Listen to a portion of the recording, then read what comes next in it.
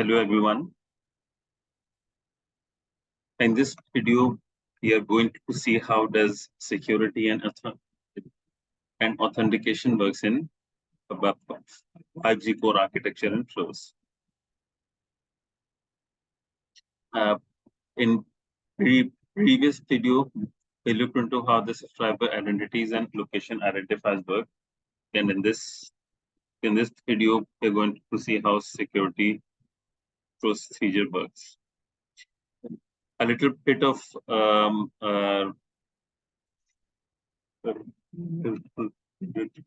remembrance into different identifiers, because these identifiers are going to be used in future slides as well. So 5G different identifiers are, some are basically permanent identifiers and some of these are temporary identifiers. So PEI is your permanent equipment identifier, which is equivalent to your IMEI. DN is your data network name, also called DNN, and this is equivalent to 4G APN. The same APN which we use in 4G, 3G, 2G, it's now renamed as data network name. Similarly, we have a subscription permanent identifier, which can be an MZ and which can be a network access identifier. And we have a temporary identifier, which is called a subscription concealed identifier, which is an encrypted part of your MZ. And then we have a GP. Basically, exactly, it is called GPSI, and it can either be an MSSDN or it can be an external identifier. So where are these identifiers stored, and which network function stores which identifiers? So your user equipment stores your SUPI and it stores your PEI. Along with this, it is also responsible for storing your 5G GUTI, 5G STMZ, and your subscription concealed identifier SUCI. And your NSSF is responsible for storing the slice information. Your G-Node B is responsible for storing the AMF information, the G-Node B ID. Your AMF stores your GU AMI and your TAI list. UDM stores your SUPI, the GPSI, the DNN, and the slice information. Your SMF and your PCF store your IP addresses, and PCF also stores your SUPI and DNN information. And your data network stores your DNN information. Right. So the 5G security architecture basically consists of three components in core part. You have the security being managed by UDM. There is an internal component known as ARPF. Then your AUCF is also responsible for authentication, and your AMF is also responsible for your authentication, and it has an internal component by the name of SCAF. So your authentication requests are sent and its response is sent directly to UE. Then your keys are basically sent to the respective network. May it be a wireless network, may it be a Wi-Fi network, or may it be a trusted fixed network. Right. So your in your 5G architecture, the authentication framework is like this: that the AMF has its subcomponent, the UDM has a subcomponent, and your AUCF itself is responsible for authentication. So the UDM has an authentication credential repository and processing function, as intimated. It is basically deployed into, it is an integrated deployment with UDM, and its main responsibility is to store the user credential, which are different keys, and your SUPI. And in case of roaming scenarios, it is deployed in your home network. The second network function involved in authentication is your AUCF, which is an independent network function. It is deployed in your home network, and it is responsible for authentication using the information that is provided by UE and UDM. So UE and ADM both provide the authentic information to AUCF, and it basically then judges whether authentication needs to be done and whether the authentication is successful or not. The third NE is your SIDF. It is also stored, it is also an integrated part of the ODM. So it's a subscription identifier deconcealing function. And its main responsibility is to convert your SUCI to SUPI. If you remember, the UE does not send the SUPI, it sends your SUKI, which is your conceal identifier. So UDM converts the SUPI to SUPI, which can further be used for authentication. And it is located in HPLM. The last network function is your security anchor function, which is deployed inside your AMF, and it is responsible for handling your authentication visitor PLMN. Right.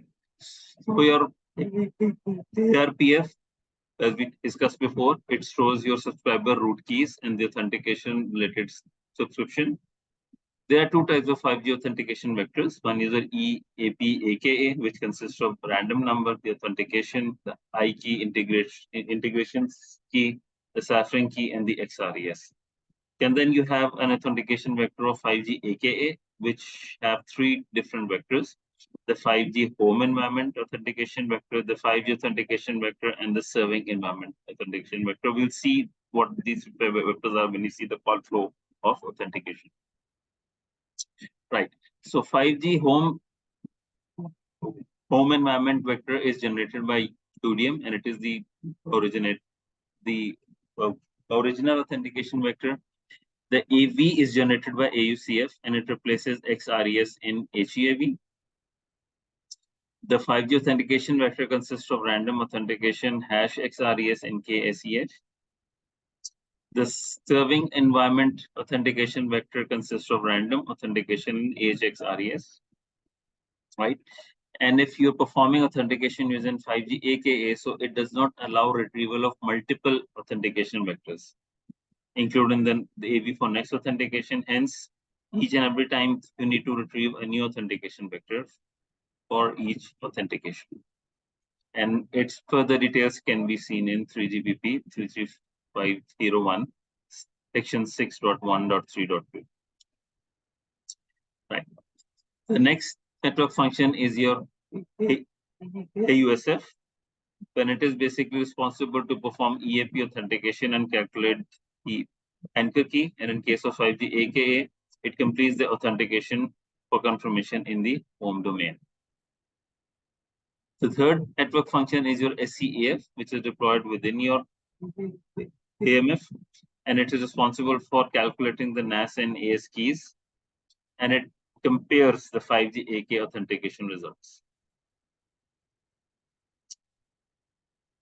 Right. So next is basically the comparison, the security comparison between 5G and 4G. So in case of 5G security procedure, the UE is responsible for encrypting your SUPI to SUKI. In 4G, there is no such IMSI encryption done. Next, in 5G, the UE sends a registration request, which may contain a 5G GUTI or a SUKI. In case of 4G, it sends an attach request, which consists of either IMSI or GUTI. Next, if the identity of UE is not found, so it is basically the identification request is sent by the AMF to UE, and it may send SUCI NPI or 5G GUTI in order to get the identity of the UE. In case of 4G, your identification is requested, where the MME may request for the IMSI or it may request for IMEI. The actual authentication in 5G, it can be a 5G AK authentication or can be an EAP authentication. So it is done between UE, AMF and AUSF, AUSF and UDM. In case of 4G, your authentication is done basically between UE and MME, and between MME and HSS. The NAS security algorithm negotiation is done in 5G between UE and AMF. And in case of 4G, it is done between UE and MME. The identity confidentiality, assigning a temporary identity, so it is calculated by AMF and it is assigned to the UE in the registration accept. And what is assigned is your 5G GUTI. In case of 4G, a GUTI is calculated by the MME, and an attached accept message, the GUTI is sent. So this slide basically gives an overall comparison, the differences and the similarity between 5G security procedure and 5G and 4G security procedures. Right. Next is a little bit of detailed comparison. So the first one, security procedure, IMSI encryption is done by 5G. It's not done in 4G. The identification procedure, they involve NEs, the involved NF here is UE and AMF. In 4G, it's UE, MME. The identities are SUCI and PEI, and here the identities are IMSI and IMEI. In the authentication procedure, your UE, AMF, AUSF, and UDM is used, and in device authentication, UE, AMF, and EIR is used. In case of 4G, only UE, MME, and HSS is used, and here UE, MME, and EIR is used. The authentication method here is either 5G aka and EAP aka, and here it's EPS aka. In your NAS security algorithm negotiation, the nodes involved are AMF UE, and here it's UE and MME. Encryption algorithms are the same, and the algorithm key bits is the same. Next is your identity confidentiality. So here the difference is that a 5G GUTI is assigned, and in 4G a normal GUTI is assigned.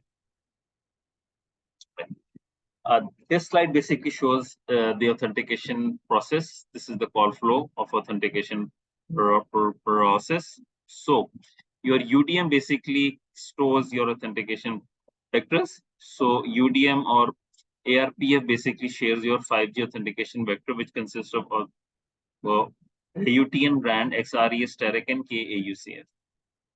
AUSF. This is sent to AUSF. AUSF basically stores your expected response, and it computes your hash expected response. And the AUSF then sends the 5G authentication vector, these three components of these, to your AMF, which is your authentication, random, and HXRES. So your AMF, from this authentication vector, it stores your hash expected response, and it only sends your random and authentication to your ME, which is sent to your USIM. USIM then verifies your authentication, and it derives the response and the ciphering key and the integrity key. Your USIM sends the CK, IK, and RES to your MME.